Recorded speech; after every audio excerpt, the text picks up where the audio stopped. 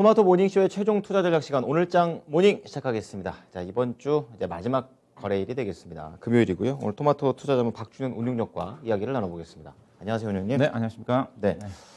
시장의 방향성이 약간 좀 엇갈렸고 네. 또 외국인의 수급이 어제 그렇게 나쁘지 않았다 이 생각을 했었는데도 그렇더라고요. 어제 시장 어떻게 보셨어요?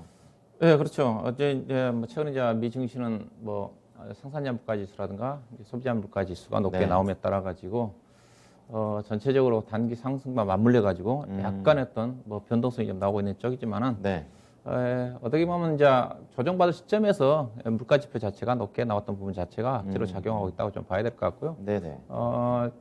물가 지표 자체가 나온다 한다고 제가 크게 악재로 반영되지 않을 거라고 그랬거든요. 일단은 왜냐하면 파월 의장 자체가 이미 물가가 상당 기간 오랫동안 높게 진행될 거라고 얘기를 해놨기 때문에 오늘도 시장에서 예상했던 부분이었고, 네.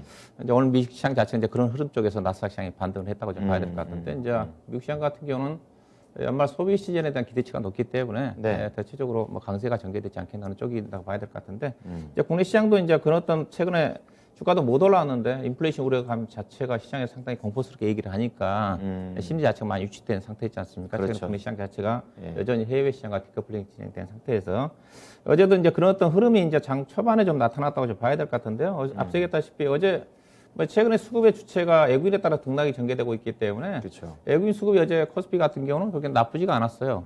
코스피 쪽에서 현물에서 한 800억 정도 샀고 선물에서 한 2,300억 정도 매수가 유입이 좀 됐지 않습니까? 네네. 그럼에도 불구하고 장중에 별로 힘을 못 썼었어요. 다행히 조금 낙폭 좀 줄이면서 끝나긴 했었지만은 네. 그래서 어제가 이제 코스피는 정도 하락을 했고 코스닥 시장 같은 경우는 어제 상당히 그런 의미 있게 좀 반등이 좀 나왔어요. 코스닥 시장 자체는 전날 외국인 투자가들 2,300억 매도했었던 전날은 이제 1,600억 정도 매수로 돌아섰기 때문에 네. 여기다 이제 게임주들이 워낙 강했기 때문에 맞아요. 지수는 올라갈 수 있는 그런 부분이라고 봐야 될 것 같은데 어제 이제 그래도 시장이 좀 코스피 지수가 반등 플러스 전환은 실패를 했지만 또 의미가 있었던 것 자체는 네. 일단은 전강 후약의 흐름으로 끝났다는 거죠, 있어요. 전야 후강. 전야 후강이죠. 얘기를 해주셨어요. 예, 제가 글씨를 잘못 썼는데 아침에 약했고 막판에 그래도 아래 꼬리를 좀 달고 나왔거든요. 코스피 차트를 보시게 되게 되면 뒷심이 있었다. 그렇죠. 예. 네. 최근의 흐름 자체가 대체적으로 음봉으로 끝났거든요. 미국 시장이 항상 상승을 했기 때문에 장 초반에는 괜찮다가 맞아요. 후반에 밀렸던 건데 어제는 양봉으로 끝났어요. 그다음에 네. 코스닥 시장 같은 경우는 비교적 큰 폭으로 양봉으로 끝났지 않습니까? 그쵸. 그래서 그런 어떤 측면에서 의미가 있었다고 좀 봐야 될 것 같고요. 다만 좀 이제 아쉬웠던 부분 자체는 네. 지수는 그래도 어느 정도 하방은 좀 지지가 좀 되면서 낙폭을 줄였지만은 하락 종목들이 다수였다. 코스피나 코스닥 시장이나 그쵸. 거의 배 이상이 아마 많았었을 겁니다. 가는 것만 갔다는 얘기죠. 예, 그렇죠. 특히 예. 이제 코스닥 시장 같은 경우는 지수는 많이 올랐었지만은 예. 워낙 게임주라든가 2차 전지 관련 종목들이 강했기 때문에 여전히 어제 아래꼴 좀 달고 양보로 끝났지만은 개인 투자가들이 느끼는 체감 지수는 여전히 안 좋죠. 부진하다. 예. 그렇게 좀 해석해 볼 수가 있을 것 같고요. 코스피 시장 자체가 지수 약세였었지만 상승한 업종이 없었습니다. 하학 업종만 LG 화학 영향 때문에 네, 워낙 시가총액이 크니까 업종 지수로 좀 상승을 했던 것 같고요. 반면에 이제 많이 빠졌던 것 자체가 건설이라든가 전기가스, 운수장비, 보험 업종들이 1% 이상 하락을 했다. 그렇게 좀 봐야 될 것 같고요. 네. 어제 시장의 특징은 한마디로 코스닥 시장과 관련된 게임이라든가 2차 전지, 그다음에 일부 이제 자율주행, 패키지 기판, 특히 이제 게임 업종 중심의 장세였다. 특히 이제 게임이라든가 2차 전지 종목으로 거래 쏠림이 특히나 심했다. 그렇게 좀 봐야 될 것 같은데 요즘 지난주 같은 경우는 원전 관련 쪽에 많이 쏠렸던 거고 어제 게임 종목을 얘기하지 않고서는 별다른 이슈가 없었을 것 같은데요. 그래서 그쵸. 어제 얼마만큼 쏠렸냐면요. 거래대금 상위를 좀 보시면 알 수가 있을 것 같은데 네. 어제 거래대금 1위가 NC소프트입니다. 상한가 들어가면서 2조 6천억이 거래됐고요. 네. 2위가 크래프톤, 유일하게 삼성전자만 지금 포함이 돼 있고요. 그다음에 그러네요. 4위가 컴투스, 그 6천억 거래됐고, 그다음에 게임빌, 그다음에 2차 전지 쪽 에코프로, 그다음에 카카오 게임즈, SK 아이테크놀로지가 2차 전지잖아요. 결국은 대부분이 게임이네요. 게임즈와 2차 2차 전지 쪽인데 어제 코스피와 코스닥 시장의 전체 거래대금 합치면 26조 원 거래됐거든요. 대충 그 아래에 있는 넷마블이라든가 비교해 보니까 시가총액 22종목 거래대금 20일 내에 게임이 네. 거의 반 이상이 참여해 있습니다. 들어가 게임의 있는데 날이었다. 그래서 게임 종목에 대한 거래대금이 대충 한 7조 원 정도 거래된 것 같습니다. 전체 어제 거래대금의 25% 이상을 게임주가 정도? 예. 차지를 했다. 그렇게 좀 봐야 될 것 같은데요. 그렇군요. 일단은 뭐 게임 업종의 시장에 주목을 받은 이유 자체가 최근에 이슈화되고 있는 블록체인 기반의 NFT, 대체 불가 자산에 대한 부분 자체가 게임 업종의 향후에 신사업으로 좀 부각되지 않겠는가. 뭐 그런 또 기대감. 특히 이제 어제 NC소프트가 이제 시장에 불을 지폈다고 좀 봐야 될 것 같습니다. 그렇죠. 실적은 상당히 안 좋게 나왔는데 쇼크 수준이었는데 NFT 기반의 블록체인 게임을 출시한다는 것 때문에 NC소프트가 좀 상승을 좀 하면서 전반적인 게임 업종, 여타 업종들의 상승을 더 강하게 이끌었다고 좀 봐야 될 것 같은데요. 앞으로도 이제 게임 관련 종목들은 아마 계속적으로 시장에서 이슈가 좀 될 것 같아요. 그래서 게임 보세요. 업종들에 대해서 제가 최근에 실적 발표와 그다음에 NF와 관련된 밸류션과 더불어서 어떠한 내용 쪽에 관련 기업들이 있는지를 좀 표를 좀 만들어 봤는데요. 네. 일단 최근에 게임 업종들이 어제 실적들이 많이 발표가 됐습니다. NC소프트를 중심으로 해가지고 대체적으로 게임 업종들의 실적은 다 부진합니다. 파란 게 더 많네요. 그렇죠.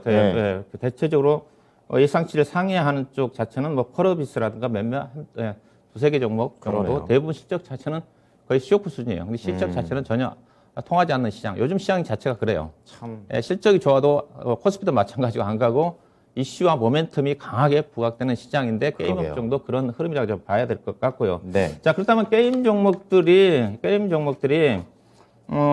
시장에서 이슈화되고 있는 NFT와 관련돼서 각 회사들이 어떠한 쪽에 지금 관련이 좀 돼 있는지를 이제 예. 밸류션과 함께 제가 표를 좀 준비를 해봤는데요. 아예 궁금했어요. 예. 일단은 밸류 자체는 올해로 따지면 다체적으로 비싼데요. 내년도 실적 게임 회사들의 실적 전망치가 다 좋습니다. 거의 대부분 종목도 올해보다 내년도 전망치 자체가 30% 40% 정도 평균적으로 실적이 증가되는 그때 전망이 좀 나와 있다고 좀 봐야 될 것 같고요. 그렇군요.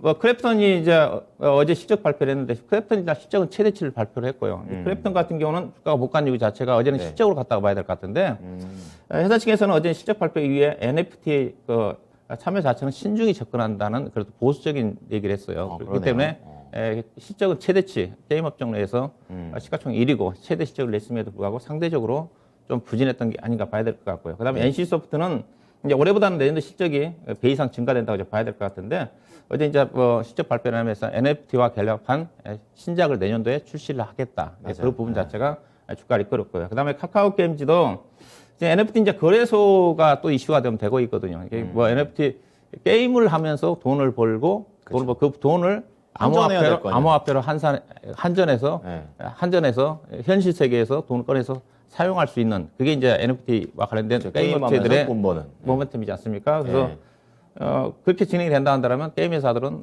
돈을 버는 것 때문에 게임이 좀 더 활성화 좀 될 거고 그리고 또 그 자체를 또 거래소 한전하니까 그렇죠. 거래소 운영 수수료도 얻을 수가 있기 때문에 이거 근데 거래소 진출한 기업들이 그래서 많이 주목을 좀 받고 있는 것 같습니다. 네. 그래서 카카오 게임즈도 이제 거래소를 출시한다는 쪽인 것 같고요. 그다음에 이제 유메드가 이제 가장 먼저 그랬죠. 시장에 불을 지폈죠 이거요. 맞아요. 8월 달에 미르4가 블록체인 기반의 게임을 좀 출시를 하면서 효과를 보니까 그 이후에 이제 다른 여타 기업들도 따라가는 형태가 전개된 게 아니에요. 근데 어제 유메이드는 좀 조정을 좀 받았어요. 워낙에 잘 갔었고요. 관련된 기업들 펄어비스도 NFT 콘텐츠를 검토하고 있다는 쪽인 것 같고요. 컴투스도 좀 그렇고요. 그다음에 게임비 같은 경우는 이제 블록체인을 적용한 내년도 신작을 좀 출시한다는 쪽인 것 같고.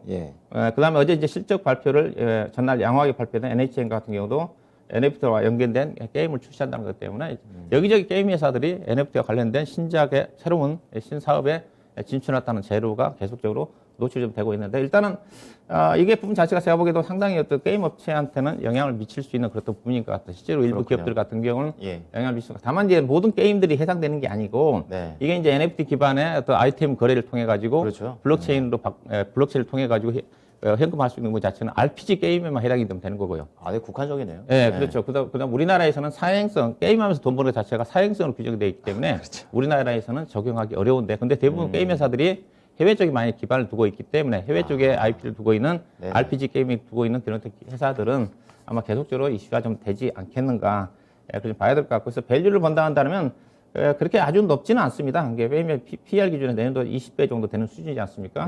근데 가장 낮은 게 이제 W 게임즈 같은 경우는 NFT 게임 사업 자체를 부인을 했어요. 이제 이런 것들, 그러니까 NFT 게임 진출 여부에 따라 가지고 시장 자체가 움직이고 있는 그런 또 부분이기 때문에 네. 오늘 또 아마 이런 것들이 움직임이 전개된다 한다면 어제 이제 시장 자체가 이런 것들이 워낙 집중되다 보니까 다른 것들은 따라갈 수가 없거든요. 요즘 시장 보이지도 자체가 않더라고요. 그렇죠. 왜냐하면 요즘 시장 자체가 수급이 제한적이다 보니까 한쪽이 썰리면 한쪽이 못 간다고 그러지 맞아요. 않습니까? 예, 예. 오늘 또 이제 게임 관련 종목들이 여전히 주목을 좀 받을 것 같은데 좀 쉬어갈 수는 있겠지만은 당분간 게임 관련 종목들이 NFT 관련 종목들이 시장에서 가장 앞으로도 좀 주목을 좀 받지 않겠는가 그렇게 좀 봐야 될 것 같고요. 네. 다만 추격 매수보다는 뭐 이거 밸류에이션 함께 좀 보면서 접근할 필요가 있지 않겠나 좀 봐야 될 것 같고요.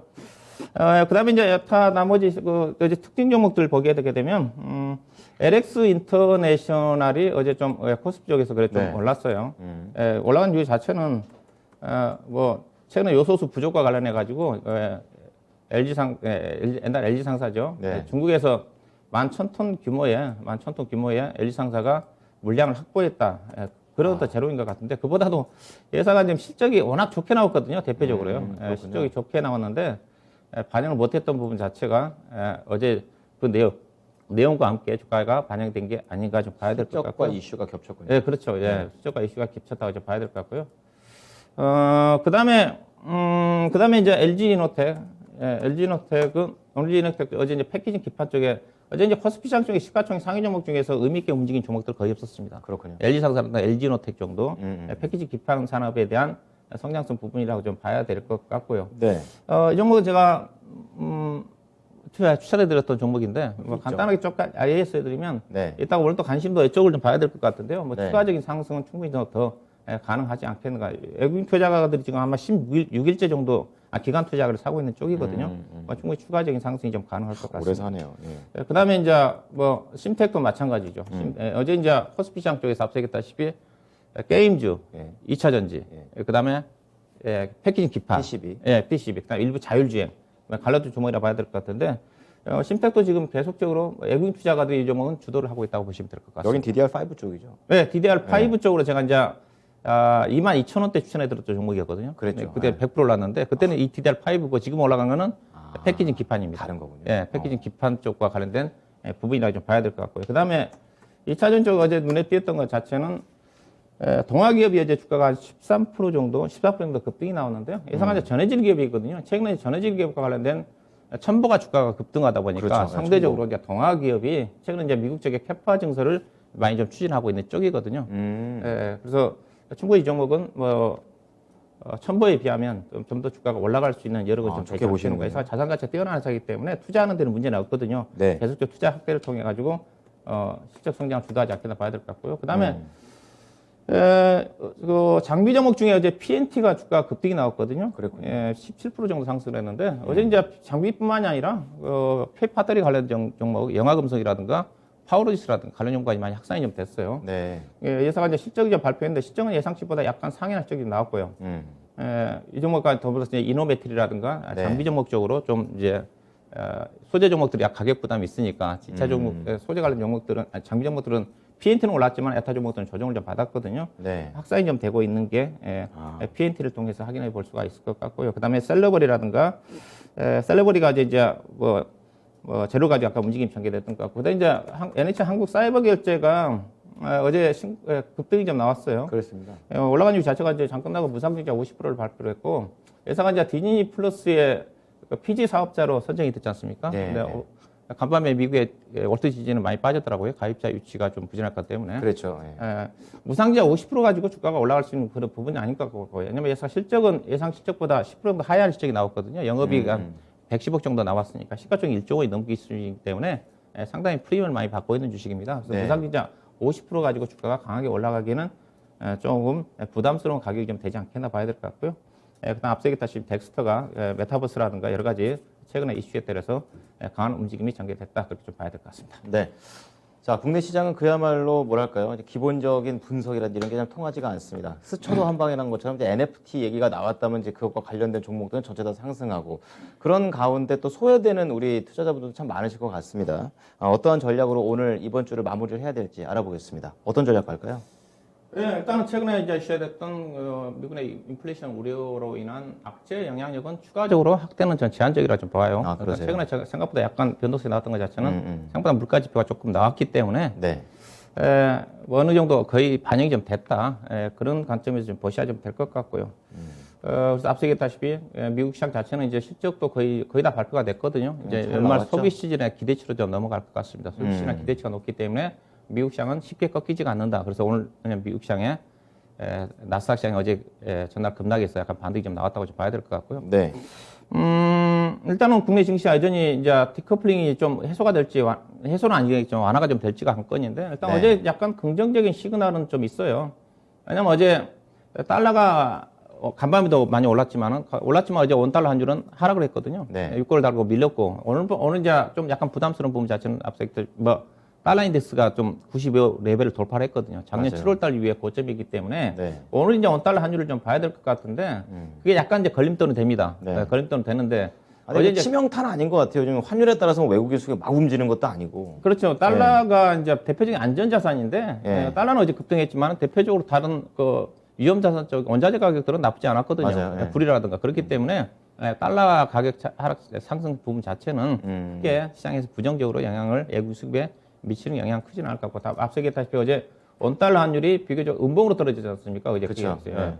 그런 어떤 부분도 고려해 본다면 달러의 상승에도 불구하고 원달러의 어떤 상승 압력은 제한적이지 않겠는가. 그렇게 본다면 수급에 키를 쥐고 있는 외국 수급 그렇게 뭐 나쁠 것 같지는 않다.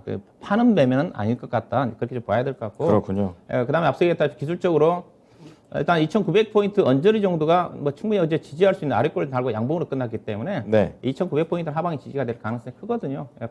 코스닥은 훨씬 위에서 지금 그 양봉이 나왔기 때문에 코스닥은 바닥이 나왔다고 봐야 될 것 같고 다만 코스피가 지금 외국인 수급에 따라 변동성이 나오면서 저점 2,900포인트 정도까지 내려와 있는데 네. 당분 박스권 흐름 2,900포인트 지지가 좀 되면서 2,980포인트 내외 등락 흐름이 전개되지 않겠는가 방향성 흐름이 전개되지 않겠나 봐야 될 것 같고요. 네.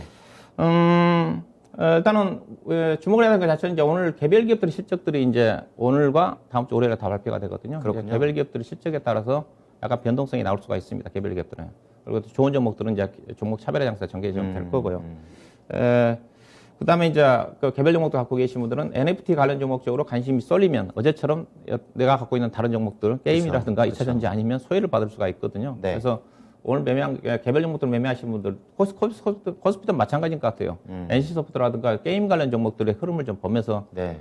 대응할 필요가 있지 않겠나 봐야 될 것 같은데 간밤에 이제 우리 시장 같은 미국 시장 같은 경우는 반도체 관련 종목들이 많이 올랐으니까 맞아요.